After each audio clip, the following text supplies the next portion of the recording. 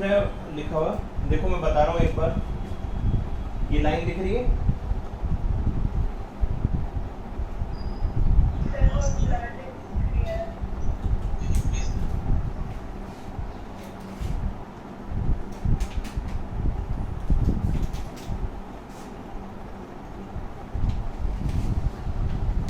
हाँ ठीक है, स्टार्ट कर रहे हैं अपन।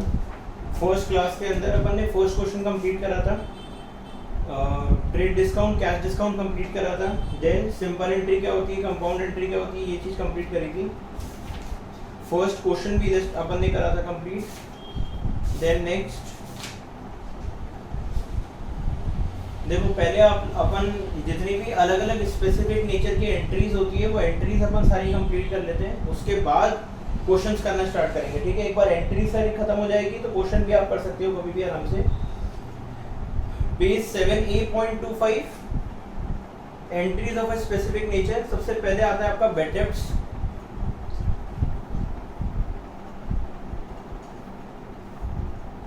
देखो first entry, first point, bad debts.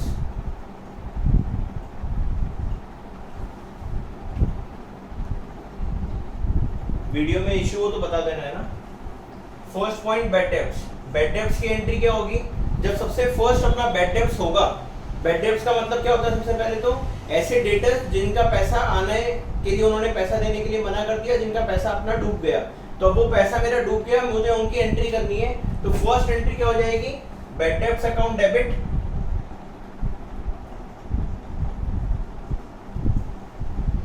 Debit to that particular debtor account. देखना एक बार मैं लाइट ऑन कर रहा हूँ, आप लोगों को देखना लाइट में ज्यादा अच्छा क्लियर दिख रहा है, ऐसे दिख रहा है? हाँ बोलो फटाफट, इसमें सही है? पहले ज्यादा सही था? ठीक। Bad debts account debit to debtor account, जितने भी अमाउंट का अपने डेटर्स हैं, जैसे मान लो 10,000 रुपीज के डेटर्स हैं, उसमें से 5,000 रुपीज उसने देने के लिए मना कर दिया कि वो 5,000 रुपीज का पेमेंट कभी भी नहीं करेगा, तो वो 5,000 रुपीज से मैंने एंट्री बना ली, bad debts account debit to that particular debtor account. ठीक है, अब if the amount is partly recoverable, मतलब अगर उसने 10,000 रुपए अपन उससे टोटल मांगते थे और उसने बोला कि मैं 5,000 रुपए आपको नहीं दूंगा, 5,000 रुपए अभी के अभी आपको हाथों हाथ दे रहा हूँ, पार्टली रिकवरेबल के अंदर केस के अंदर क्या होगा, इसके अंदर एक पॉइंट और ऐड हो जाएगा, कैश अकाउंट डेबिट, ये कंपाउंड एंट्री हो जाएगी, cash account debit, bad debts account debit to debtors account. जितना कैश मुझे मिला वो कैश के अंदर 5,000, जितने मेरे पैसे आने के लिए मना हो गए, बैड डेब्ट्स हो गया वो 5,000, एंड टोटल डेटर्स कितने के थे, 10,000 के। ये मेरी क्या हो गई, कंपाउंड एंट्री हो गई। नरेशन क्या कोट करेंगे अपन, बीइंग अमाउंट रिसीव्ड। इससे बड़ा अपने को नरेशन लिखने की जरूरत नहीं है, सिंपल 2-3 वर्ड्स के अंदर अपन ने नरेशन कंप्लीट कर दिया, बीइंग अमाउंट रिसीव्ड, खत्म। ठीक है, then second, bad debts recovered. Now what do you mean by bad debts recovered? Bad debts recovered means अभी इस डेटर के पास में पैसे नहीं है, तो इसने क्या करा, आपको पैसे देने के लिए मना कर दिया कि मैं आपको पैसे नहीं दे सकता, तो आप अपन ने क्या एंट्री पास कर दी, bad debts account debit to debtor account. ये एंट्री पास करते ही जो राम के नाम का डेटर था या जो भी पर्टिकुलर नाम का डेटर था, वो डेटर मेरी बुक्स में से खत्म हो गया। देखो अपन अकाउंट किस तरीके से बनाते हैं, जब सबसे पहले मैंने मान लो मैं एग्जांपल में नाम कोड कर रहा हूँ राम अकाउंट का, ठीक है, सबसे पहले मैंने राम को सामान बेचा, राम को क्रेडिट पे सामान बेचा, तो एंट्री क्या बनाई होगी, Ram account debit to sales account,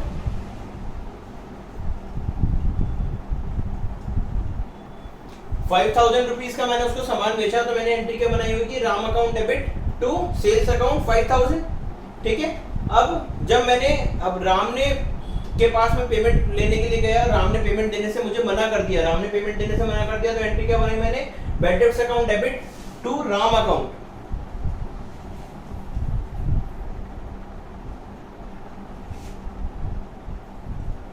bad debts account debit to Ram account. अब bad debts account debit to Ram account के नाम से मैंने एंट्री बना दी।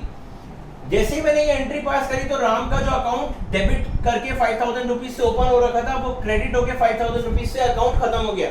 दैट मींस अब मैं राम से एक भी रुपया नहीं मांगता, राम का अकाउंट मेरे बुक्स में से क्लोज हो चुका है।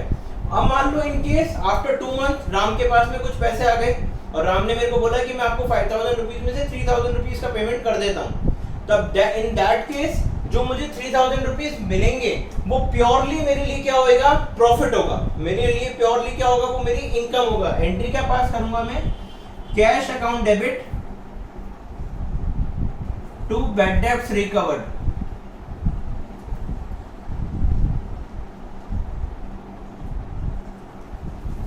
Cash account debit to bad debts recovered 3000 rupees. अब यहाँ पे मैंने देखो राम का नाम ही नहीं लिखा, मेरे को पैसे किससे मिल रहे हैं, राम से मिल रहे हैं, मगर मैंने यहाँ पे राम का नाम मेंशन ही नहीं करा। क्यों मेंशन नहीं करा, क्योंकि राम से मैं कुछ मांगता ही नहीं हूँ। राम का अकाउंट मैं ऑलरेडी मेरी बुक्स के अंदर क्लोज कर चुका हूँ, भले मुझे पेमेंट अब राम ही कर रहा है वापस, मगर मैंने उसका अकाउंट एक बार क्लोज कर दिया, बैड डेब्ट्स लिख के मैंने 5000 का लॉस बुक कर लिया। अब मुझे मालूम है कि मेरे को 3000 रुपए राम वापस दे रहा है, तो मैं क्या करूंगा, मेरा जो लॉस 5000 रुपीज का था उसको 3000 रुपीज से और कम कर दूंगा। तो कम करने के लिए मैंने क्या करा, एंट्री क्या बन गई, cash account debit to bad debts recovered. समझ आया सबको, cash account debit to bad debts recovered 3000 rupees. तो जो लॉस मेरा पहले 5000 का था वो लॉस कितने का हो गया, 2000 रुपीज का रह गया, और राम का अकाउंट तो क्लोज ही है। समझ आ गया। Then next third, drawings of goods. Drawings की एंट्री क्या हो जाएगी,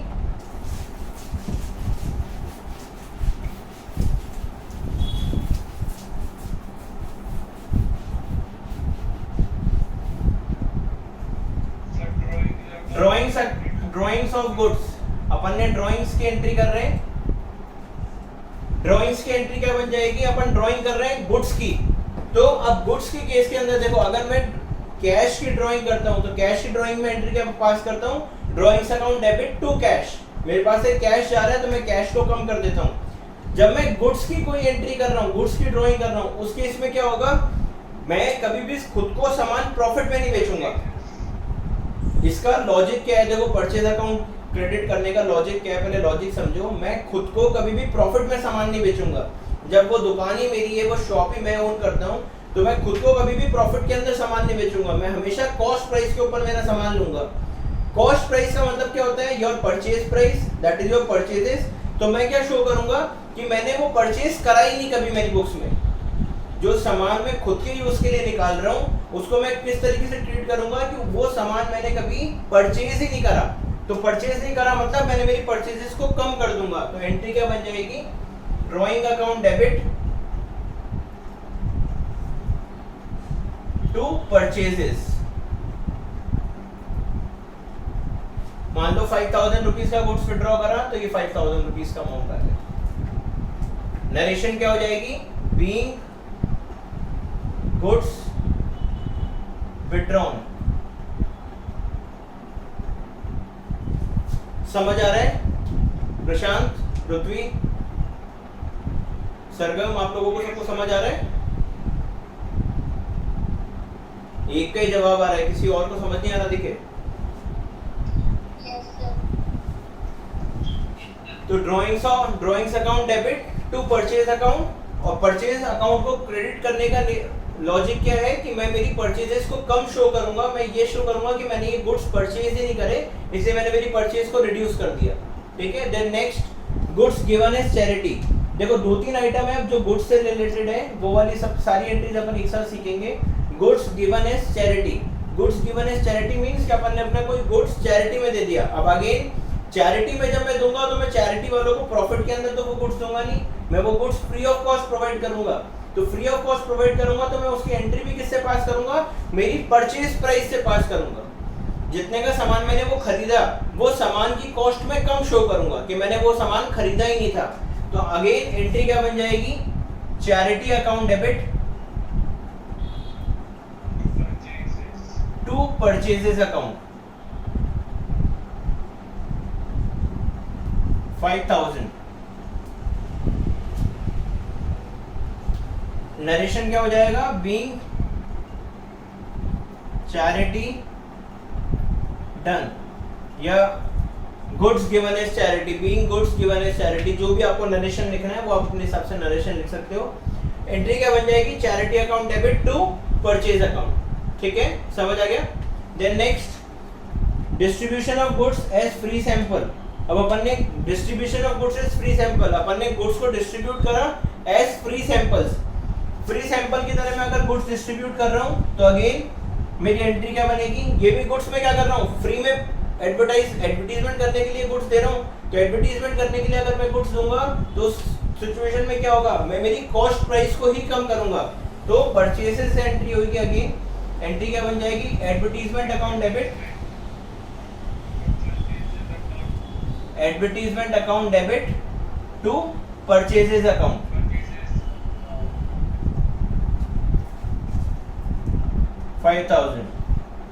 ठीक है, समझ आ गया, advertisement account debit to purchases account. Then next goods is used for making an asset. अब मान लो मेरा फॉर एग्जांपल मेरा फर्नीचर का बिजनेस है। अब फर्नीचर का बिजनेस है, मैं फर्नीचर बना के भी बेचता हूँ और मैं रॉ फर्नीचर आइटम भी बेचता हूँ। तो इन दैट केस मैं जो फर्नीचर बनाऊंगा वो मैं किससे बनाऊंगा, मेरे जो दुकान पे जो स्टॉक पड़ा है, जो मेरा रॉ मटेरियल है, उस रॉ मटेरियल से पहले मैं फर्नीचर बनाऊंगा, बना के और फिर मैं उस फर्नीचर को भी बेच रहा हूँ और रॉ मटेरियल को भी बेच रहा हूँ, दोनों तरीके का बिजनेस मैं कर रहा हूँ। तो अगर मैं रॉ मटेरियल को मेरे फिनिश गुड्स बनाने के लिए यूज करता हूँ, इन दैट केस क्या होगा, मैंने एक असेट क्रिएट कर दी।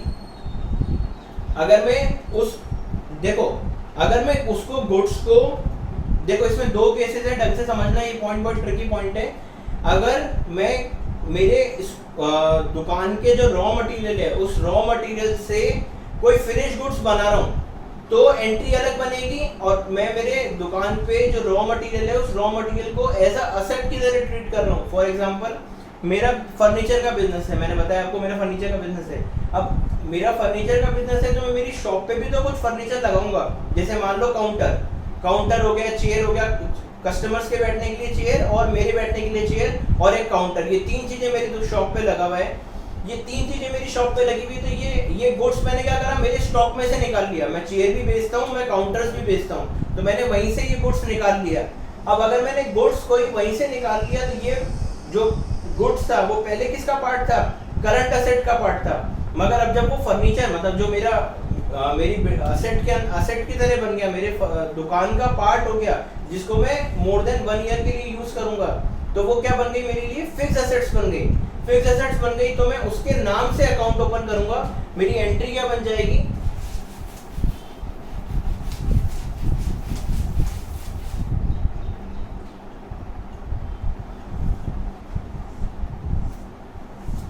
अगर मैं मेरा goods as a asset use कर रहा हूं फॉर से फर्नीचर, तो एंट्री क्या बन जाएगी, फर्नीचर अकाउंट डेबिट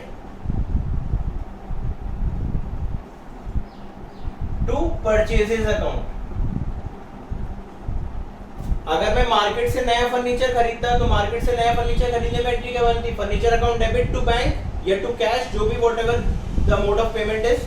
अब मैंने मार्केट से सामान नहीं खरीदा, मैंने मेरी दुकान से निकाल लिया, तो एंट्री क्या बन जाएगी, furniture account debit to purchases account. जितने रुपए का भी अमाउंट फर्नीचर है उतने अमाउंट यहाँ पे नोट डाउन हो जाएगा। ठीक है, अगेन मैं क्या करूंगा, मेरी परचेज को कम कर दूंगा। जितनी बार परचेज अकाउंट क्रेडिट होगा मेरी परचेजेस कम होती जाएगी। ठीक है, then next goods lost by fire and theft. अब goods lost by fire and theft ये बड़ा केस है, बड़ा पॉइंट है, इसके अंदर मल्टीपल पॉइंट्स है, इस पॉइंट को ढंग से समझना आप लोग। गुड्स लॉस्ट बाय फायर और थ्रेफ्ट,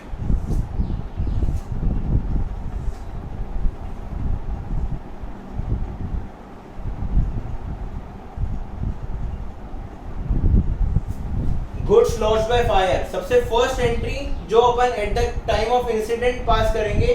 अगर मेरा मान लो मेरे को न्यूज आती है कि मेरा दुकान के ऊपर कोई सामान जल गया, तो उस पॉइंट ऑफ इंसिडेंट के ऊपर अपन कौन सी एंट्री पास करेंगे, loss by fire account debit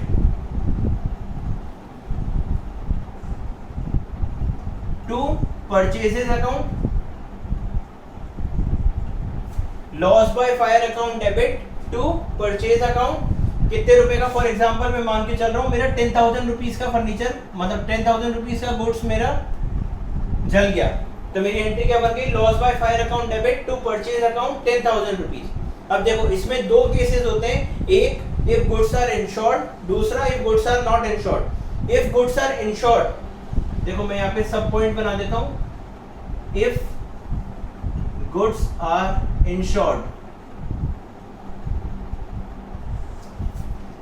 if goods are insured then in that case क्या होगा, मेरे गुड्स का इंश्योरेंस हो रखा है, तो जो पूरा 10,000 रुपीज का गुड्स मेरा चला है वो मैं क्या मान लूंगा कि इंश्योरेंस कंपनी मुझे पे करेगी। तो इंश्योरेंस कंपनी को मैं मेरा क्या बना दूंगा, डेटर क्रिएट कर लूंगा, ऐसा डेटर क्रिएट कर लूंगा। तो मैंने एंट्री क्या पास करूंगा, insurance company account debit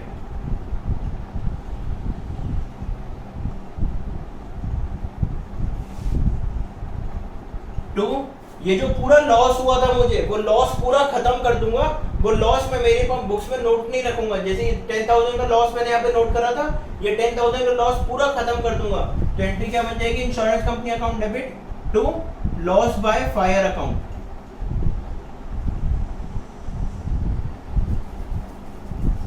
insurance company account debit to loss by fire account for से 10,000 रुपीज का चल रहा है अपना, ये 10,000 का सामान मेरा जला, मैंने एंट्री पास करी loss by fire account debit to purchase account, मैंने मेरी परचेजेस को कम कर दिया और 10,000 का लॉस बुक कर लिया। अब सेकंड केस, अगर मेरा गुड्स इंश्योर्ड है तो वो लॉस मुझे हुआ ही नहीं, तो मैंने वो क्या करा, लॉस पूरा जो बुक करा था वो वापस क्रेडिट करके खत्म कर दिया टू लॉस बाय फायर, और इंश्योरेंस कंपनी को मेरा डेटर क्रिएट कर लिया कि मैं ये मान के चल रहा हूँ कि इंश्योरेंस कंपनी मुझे ये पूरा पेमेंट वापस करेगी। तो 10,000 रुपीज से मैंने इंश्योरेंस कंपनी अकाउंट को डेबिट करके उसको एज अ असेट बना दिया। अब सेकंड के इसी का continuing case, if full amount is paid by the insurance company. अब मैंने 10,000 रुपीज का क्लेम करा है, जरूरी नहीं कि मैंने जो 10,000 का क्लेम करा है तो इंश्योरेंस कंपनी पूरा 10,000 रुपीज का पेमेंट मुझे करे। इन केस उसने पूरा 10,000 का पेमेंट कर दिया, if full amount is paid, then entry क्या बन जाएगी, bank account debit to insurance company account.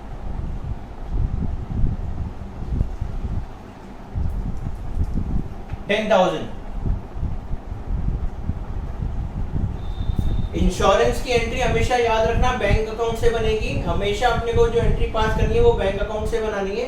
Entry क्या बन जाएगी, bank account debit to insurance company account 10,000 rupees. जो मैंने इंश्योरेंस कंपनी के नाम से एक असेट क्रिएट करी थी, एक डेटा क्रिएट करा था, वो वापस क्रेडिट करके खत्म कर दिया और मेरे पास में 10,000 रुपीज का कैश या बैंक बैलेंस आ गया। सेकंड केस, अगर इंश्योरेंस कंपनी ने मान लो 10,000 का क्लेम मैंने लगाया कि 10,000 रुपीज की मैंने एप्लीकेशन फाइल करी, मगर उसमें से 7,000 रुपीज ही उन्होंने मुझे क्लियर करे, 3,000 रुपीज के लिए मना कर दिया। इन दैट केस 3,000 रुपीज का मुझे लॉस बुक करना पड़ेगा, वो लॉस मेरा लॉस हो गया। इन दैट केस एंट्री क्या बन जाएगी, bank account debit profit and loss account debit to insurance company.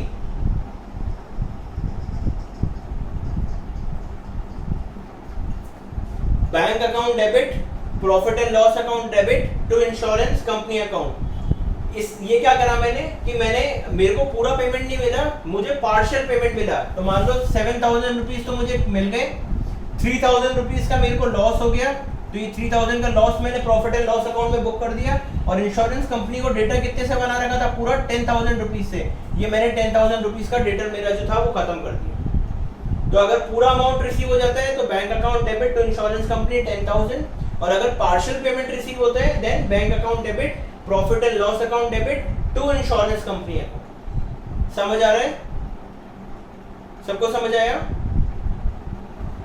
ठीक है, देन नेक्स्ट, अब ये तो था व्हेन गुड्स आर इंश्योर्ड। अब second point, when goods are not insured.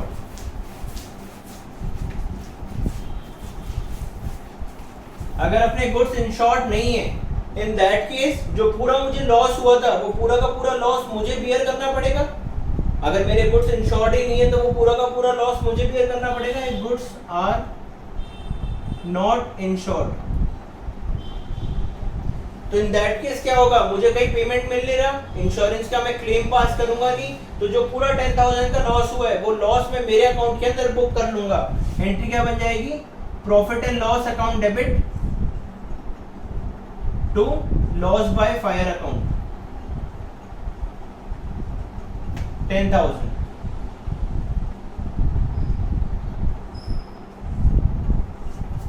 Profit and loss account debit, profit and loss को किस तरीके से नोट डाउन करते हैं अपन, P फिर देन ये एंड वाला sign then L, profit and loss account debit to loss by fire account 10,000।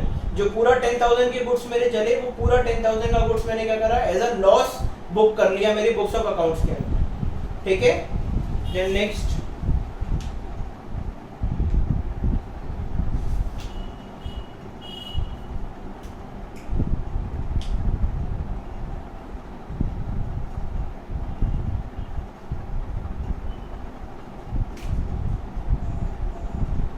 Now next point है आपका बैंकिंग ट्रांजैक्शंस।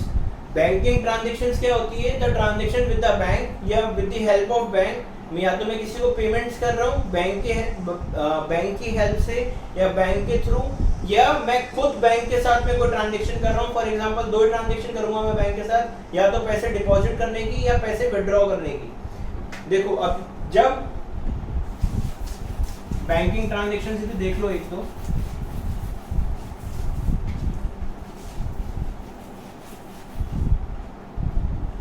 अगर मैं बैंक में पैसे डिपॉजिट कर रहा हूं,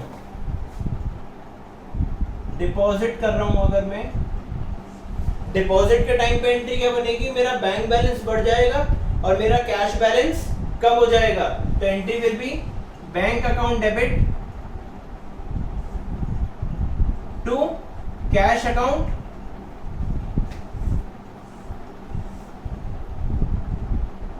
मान लो 50,000 रुपीज का मैंने कैश अमाउंट बैंक में डिपॉजिट कराया, तो bank account debit to cash account 50,000।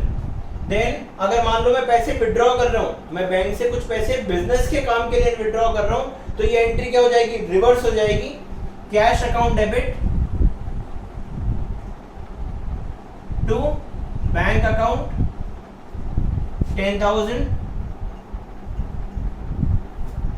First entry क्या है, मैंने मेरे बिजनेस के बैंक अकाउंट के अंदर पैसे डिपॉजिट कराए, तो एंट्री बन गई bank account debit to cash account. Second entry, जब मैंने बैंक से बिजनेस के काम के लिए कुछ पैसे विड्रॉ करे, तो cash account debit to bank account. अब इसके अंदर एक और केस है, मान लो ये तो मेरा ये एंट्री तो तब पास होगी जब मैं बिजनेस के काम से मेरे बैंक से पैसे विड्रॉ कर रहा हूँ। अगर मैं मेरे पर्सनल यूज के लिए बैंक से पैसे विड्रॉ कर रहा हूं, तो एंट्री क्या बन जाएगी, कौन सा अकाउंट आ जाएगा, ड्रॉइंग्स अकाउंट। तो entry will be drawing account debit to bank account 10,000। अगर मैं खुद के पर्सनल काम के लिए पैसे विड्रॉ कर रहा हूं, तो कौन सा अकाउंट डेबिट होगा, ड्रॉइंग्स अकाउंट। अगर मैं बिजनेस के काम से पैसे विड्रॉ कर रहा हूं, तो कौन सा अकाउंट डेबिट होगा, कैश अकाउंट।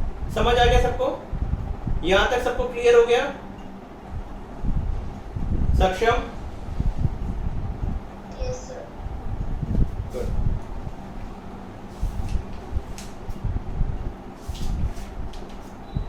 देखो एक आपको चेक वाली एंट्री भी बता देता हूं, फिर तो जब अपन क्वेश्चंस करेंगे ना, तो क्वेश्चंस के अंदर जो भी नई फ्रेश एंट्री आती जाएगी वो अपन सीखते जाएंगे। एक बार जो बेसिक मोटी इंपॉर्टेंट एंट्रीज है वो अपन कंप्लीट कर रहे हैं। एक है चेक वाली entry, when cheques are received,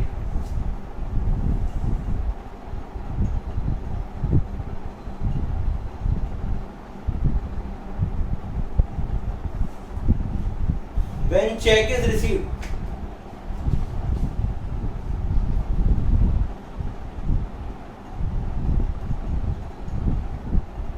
आवाज आ रही है आप लोगों को?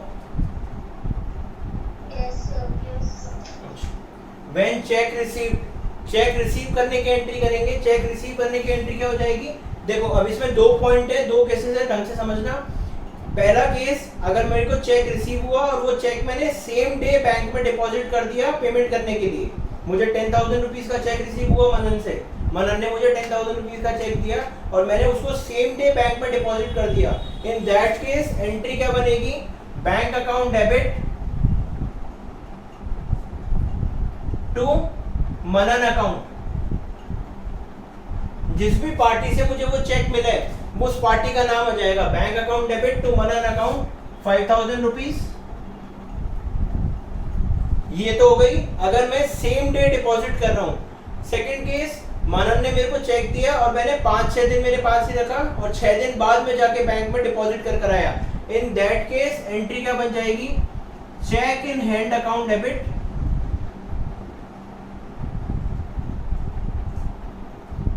To Manan account 5000। Cheque in hand account debit to Manan account 5000। और जब ये चेक में डिपॉजिट करने जाऊंगा, for example after 6 days 10 days 1 month, जब भी मैं चेक डिपॉजिट करने जाऊंगा तो एंट्री क्या पास हो जाएगी? Bank account debit to cheque in hand account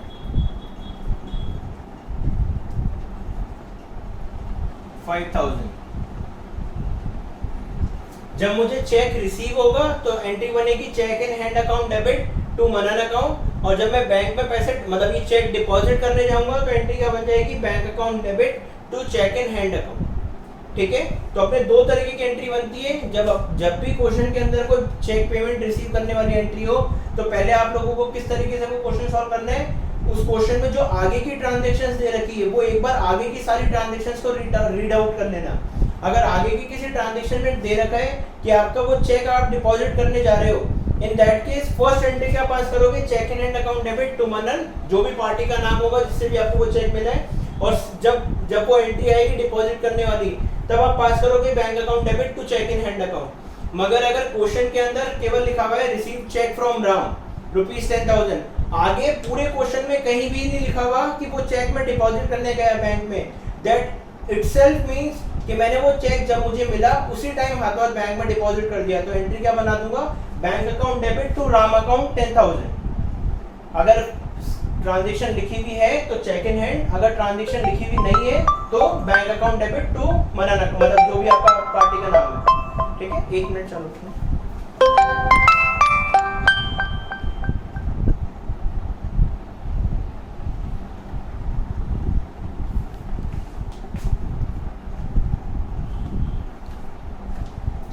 हाँ, नेक्स्ट है आपका opening entry. Opening entry, now what you mean by opening entry? Opening entry means कि आप अपना बिजनेस ओपन कर रहे हो, मतलब एक ईयर से सेकंड ईयर के अंदर ट्रांसफर कर रहे हो। जैसे फॉर एग्जांपल आपने 31 मार्च, अभी अपना करंट ईयर क्या चल रहा है, करंट फाइनेंशियल ईयर क्या चल रहा है? 2020-21। 2020-21 का मतलब होता है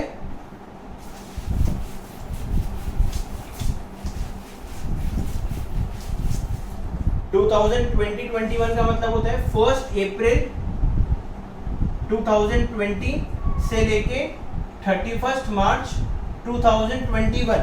this is our current financial year 2021।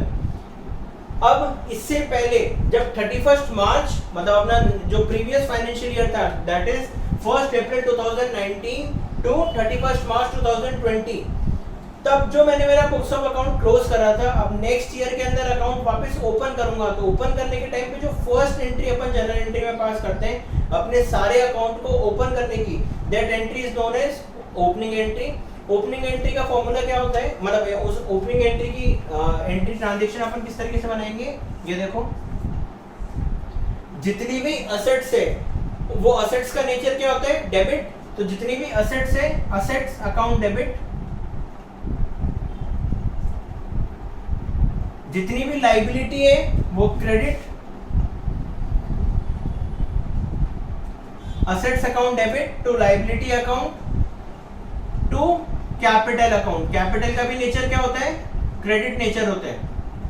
देखो अपनी जो अकाउंटिंग इक्वेशन है, अकाउंटिंग इक्वेशन की तीनों आइटम आ गई, asset equals to liability plus capital.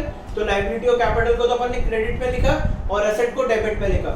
Assets account debit to liability account to capital account. अब जितनी भी असेट्स है, फॉर एग्जांपल अपने को 10 असेट्स के नाम दे रखे हैं, 2-3 लायबिलिटी के नाम दे रखा है और एक कैपिटल का नाम दे रखा है, या कैपिटल का नाम नहीं भी दे रखा, तो that in that case entry किस तरीके से पास होगी, पहले जितनी भी असेट्स के नाम दे रखे हैं उन सब असेट का एक एक करके नाम लिखते जाएंगे और उनको डेबिट करते जाएंगे। जैसे cash account debit bank account debit, furniture account debit, machinery account debit, land account debit, vehicle account debit, ये जितनी भी एसेट्स अपने को गिवन है वो सारी एसेट्स को अपन एक एक करके डेबिट करते गए। देन 2-3 लायबिलिटी दे रखी है, मान लो बिल्स पेबल दे रखा है, बैंक लोन दे रखा है और क्रेडिटर दे रखा है, तो 2 bills payable, 2 bank loan, 2 creditor, ये तीनों को क्रेडिट करा। फिर 2 कैपिटल अकाउंट, और जितना भी असेट का टोटल है उस असेट के टोटल में से लायबिलिटीज की टोटल को सब्ट्रैक्ट करेंगे तो क्या बन जाएगा, अपना कैपिटल बन जाएगा। तो अगर कैपिटल का बैलेंस निकाल के दे रखा है तो वेल एंड गुड, अगर बैलेंस नहीं गिवन है तो अपन क्या करेंगे, total assets minus total liability, तो अपना डिफरेंस अमाउंट क्या आ जाएगा, कैपिटल आ जाएगा। वो कैपिटल का अमाउंट अपन कैपिटल के अंदर प्लेस कर देंगे। एंट्री क्या बन जाएगी, asset account debit to liabilities account to capital account. समझ आ गया सबको? देन नेक्स्ट,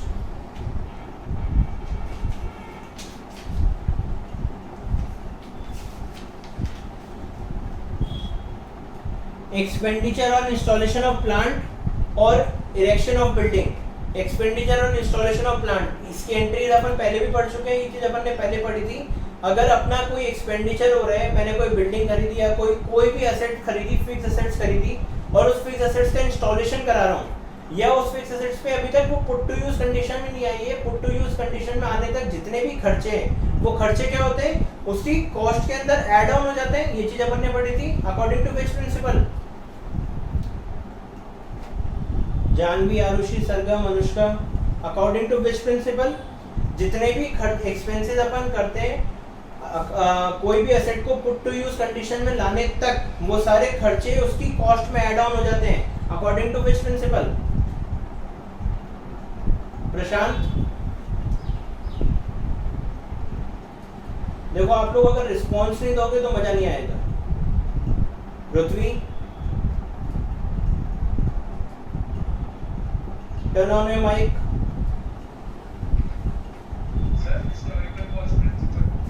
फिर आप लोगों को क्या इतनी बार मेरे को पूछना पड़ेगा आप लोगों से? आप लोगों से तो माइक भी ऑन नहीं होता।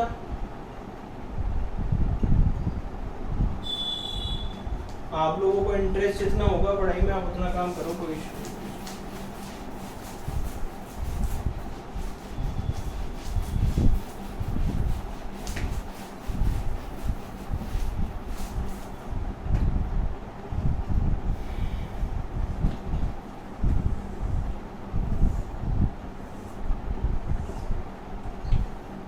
मैं कोई भी एक्सपेंसेस कर रहा हूँ असेट को पुट टू यूज कंडीशन में लाने तक उसके सारे एक्सपेंसेस मैं उसकी कॉस्ट में ऐड ऑन कर लेता हूँ। फॉर एग्जांपल, मैंने कोई मशीनरी खरीदी मैंने 10,000 रुपीज़ की, मैंने 2,000 रुपीज़ उसके इंस्टॉलेशन के ऊपर खर्च करे, तो वो जो 2,000 रुपीज़ है उसकी एंट्री क्या पास होगी, मैं मशीन के अंदर ही वो 2,000 रुपीज़ ऐड ऑन कर दूंगा, तो मेरी एंट्री क्या बन जाएगी, machinery account debit to cash account 2000।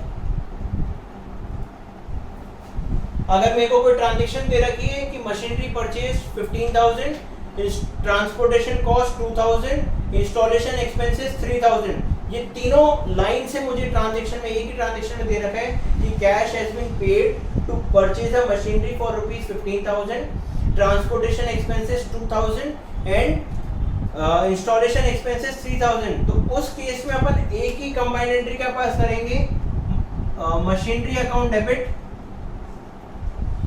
To cash account 20,000। 15,000 की मेरी मशीनरी थी, 2,000 रुपीज का मेरा ट्रांसपोर्टेशन था, 3,000 रुपीज का इंस्टॉलेशन था, तो टोटल मिला के कितना हो गया 20,000 रुपीज से मैं मेरी एंट्री पास ऑन कर दूंगा। मैं तीनों को अलग अलग मेंशन नहीं करूंगा, मैं ट्रांसपोर्टेशन के नाम से कोई एक्सपेंस नोट डाउन नहीं करूंगा, मैं इंस्टॉलेशन के नाम से कोई एक्सपेंस नोट डाउन नहीं करूंगा, मैं टोटल एक्सपेंस किसके नाम से नोट डाउन करूंगा, मैं उसकी एसेट क्रिएट कर दूंगा। तो एंट्री क्या बन जाएगी, machinery account debit to cash account. ठीक है, समझ आ गया? देन नेक्स्ट,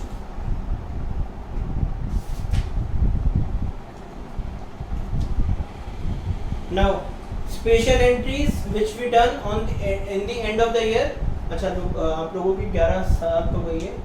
अच्छा, यहाँ तक किसी को कोई डाउट? इसके आगे की एंट्रीज अपन कल करेंगे। यहाँ तक किसी को कोई डाउट? मैं एक बार वीडियो पॉज कर देता हूँ।